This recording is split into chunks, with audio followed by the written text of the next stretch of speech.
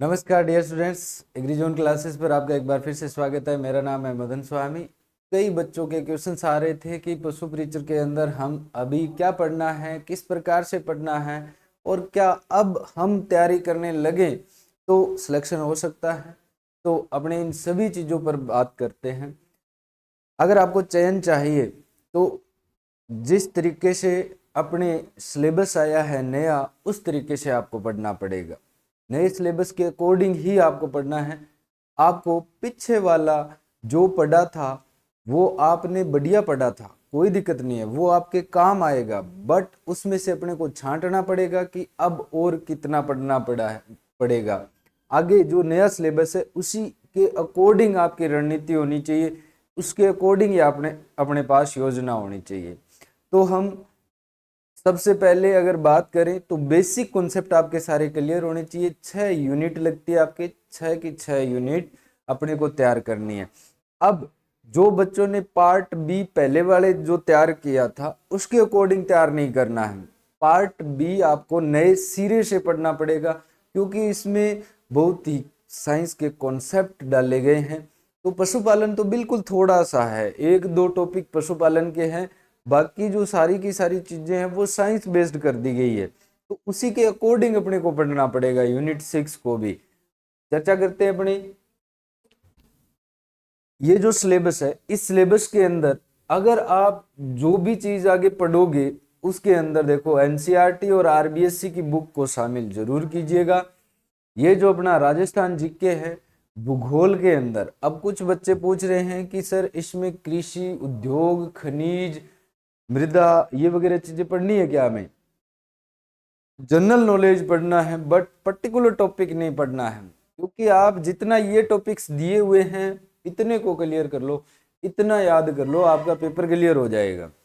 ज्यादा के चक्कर में हम इत्यादि के चक्कर के अंदर सारा सिलेबस कवर नहीं कर सकते। तो लिमिटेड पढ़ो और फिक्स पढ़ो, इतनी चीजों को याद करो। राजस्थान अध्ययन की बुक जरूर पढ़ लीजिएगा, उससे अगर आपको शॉर्ट नोट्स मिलते हैं तो वो भी आप पढ़ सकते हैं।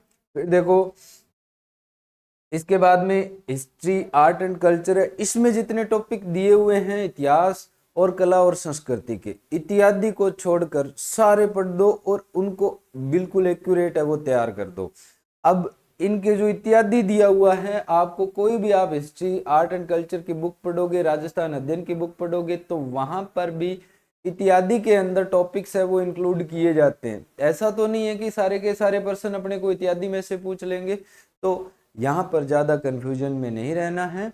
जो टॉपिक दिए हुए हैं उतने को तो तैयार करना ही करना है और उसको 100% तैयार करना है। इत्यादि के चक्कर में हम क्या करते हैं, दूसरी चीजों को और के भी इत्यादि लगाया हुआ है तो हम और पढ़ते हैं और पढ़ते हैं। ऐसा नहीं करना है, हमें फिक्स चीजों को याद रखना है। तो जो सिलेबस दिया है उसके जो टॉपिक्स दिए हुए हैं उनको याद कर दो। फिर देखो सामान्य विज्ञान है, ये सारी के सारे विज्ञान के टॉपिक आपको एनसीईआरटी के अंदर मिल जाते हैं, जैसे कि भौतिक और रासायनिक परिवर्तन, धातु अधातु, प्रमुख यौगिक। अब के एक बच्चे का क्वेश्चन आया था कि सर धातु अधातु और यौगिक पढ़ेंगे तो क्या हमें अणु परमाणु के बारे में पढ़ना पड़ेगा? हाँ, पढ़ना पड़ेगा, पर इतना ज्यादा नहीं पढ़ना पड़ेगा कि भी आप उसके बहुत सारे सिद्धांत पढ़ रहे हो, आप बहुत सारा लेंथी चीजें हैं वो कर रहे हो। ये तो ज्ञान है, कितना ही ग्रहण कर सकते हो। मैंने अपने को धातु है, धातु, प्रमुख यौगिक, अणु परमाणु क्या होता है जनरली जानकारी चाहिए होती है। प्रकाश का परावर्तन नियम, अनुवांशिकी से संबंधित सामान्य शब्दावली, मानव शरीर संरचना, अंग तंत्र, प्रमुख मानव रोग कारक, निदान, अपशिष्ट प्रबंधन।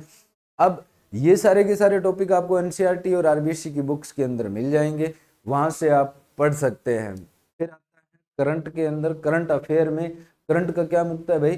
करंट का कोई भी तोड़ नहीं है, अंत नहीं है उसका। तो हमें एक लिमिटेड मटेरियल तैयार करना पड़ेगा और उसी मटेरियल को आपको बार बार पढ़ना पड़ेगा। ऐसा नहीं है भाई अपने 5-7 बुक पढ़ रहे हैं। भाई देखो क्या होता है कि एक बुक 130 पेज के अंदर भी करंट की सल्ट जाती है। आर्थिक समीक्षा की देखा जाए तो एक बुक ऐसी होती है जो 60 पेजों के अंदर भी सल्ट जाती है। तो जो लिमिटेड मटेरियल आपको लगे कि हाँ इस मटेरियल में से अपने को क्वेश्चंस मिल सकते हैं, उस पर विश्वास कीजिए और फिर उस मैटर को आप अच्छे तरीके से रीड कीजिए। फिर देखो मैथ है, मैथ के अंदर जो टॉपिक दिए हुए हैं बस उतने को ही आपको बढ़िया तरीके से करना है, और कोई भी टॉपिक को आपको हिलाना भी नहीं है।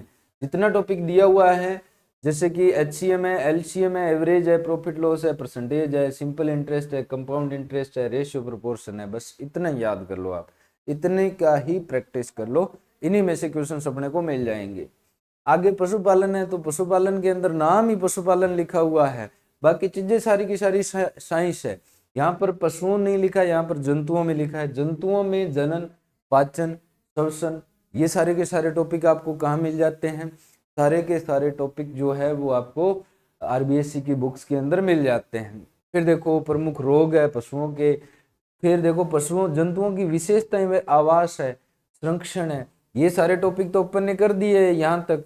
प्रमुख रोग के बाद में अपने पहले पढ़ेंगे जंतुओं की विशेषताएं व आवास, फिर अपने पढ़ेंगे जंतु के विशेषताएं और उनका संरक्षण, फिर अपने पढ़ेंगे। ये सारे के सारे टॉपिक मैं आपको यूट्यूब पर फ्री ऑफ कॉस्ट करवाऊंगा, निःशुल्क करवाऊंगा सारे के सारे टॉपिक, और ये मेरी 100% गारंटी है कि आपको इन टॉपिक्स में से सारे के सारे क्वेश्चन है वो मिल जाएंगे।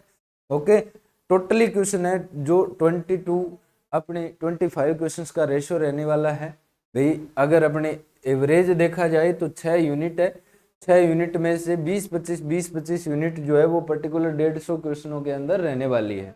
तो